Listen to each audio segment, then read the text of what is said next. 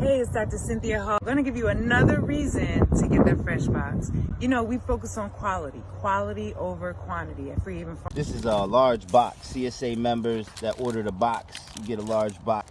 Just want to give you a little idea of what our folks is getting. A couple of bags of romaine lettuce, a couple bags of mustard greens, a couple bags of dinosaur kale, a bag of curly kale, and a bag of red Russian kale.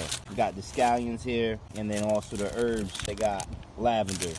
We've always been focused on that high quality. That's because we're a small scale operation. We do everything with intention. Y'all, this is fresh. We just harvested like 5 minutes ago because that's how we do at Free Haven Farms, and we really get to know our customers. Our customers become our family. We got kale in there. Okay. So your first week getting it, let me know how it go. I'm gonna see you again next week.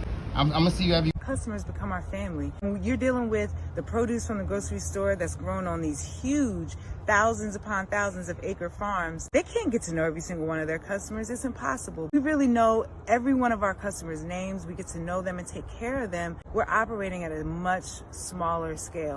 Get that fresh box, freehaveneducationalfarms.com. You can click the link in the bio.